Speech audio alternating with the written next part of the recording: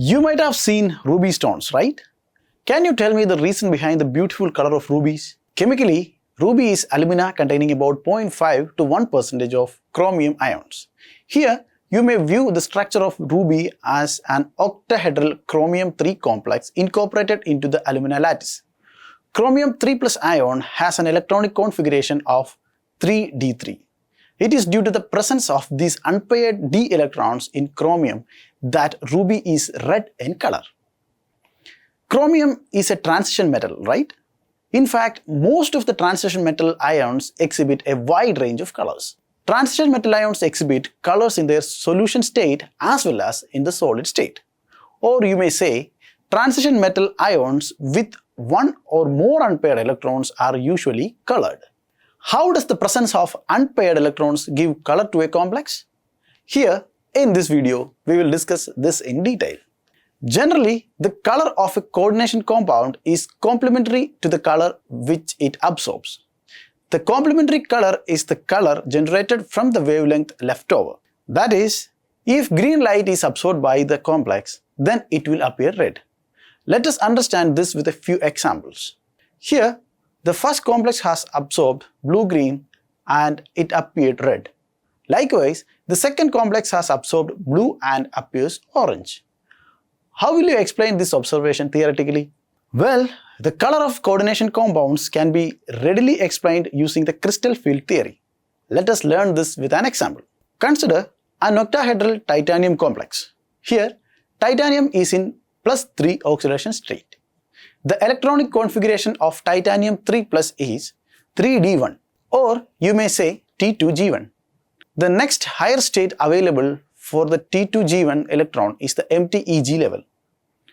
If the light or wavelength corresponding to the energy of blue-green region is absorbed by this complex, then it will excite the electron from T2g level to the Eg level. Consequently, the complex appears violet in color. Thus, according to crystal field theory, the color of the coordination compound can be explained based on the transition of electrons from one d orbital to another, or you can call it d-d transition. Now tell me, why blue colored copper sulfate pentahydrate becomes white upon heating? Well, this is because if you heat copper sulfate pentahydrate, it will lose the water of hydration. So in absence of ligand, crystal field splitting does not occur and hence the substance is colorless. Does this show that ligand influenced the crystal field splitting and consequently the color of the complex? Let us discuss this with another example. Take some nickel chloride. Upon dissolving in water, it forms a hexa-aqua complex. To this aqua complex, you may add ethane 1,2-diamine with increasing molar ratios, that is 1:1, 2:1 and 3:1. Accordingly, as shown here, the following series of reactions will occur.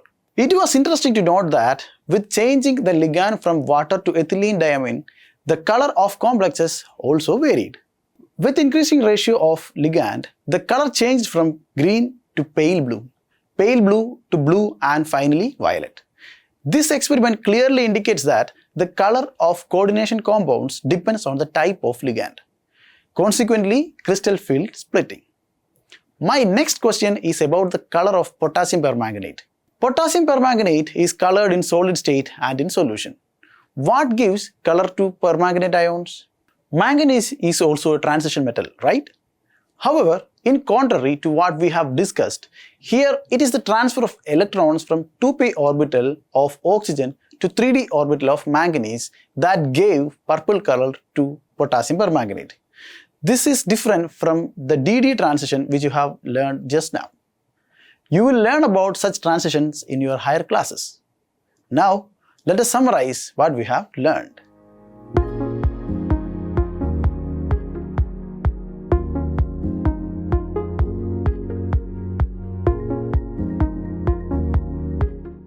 Manorama Horizon. Learning made simple.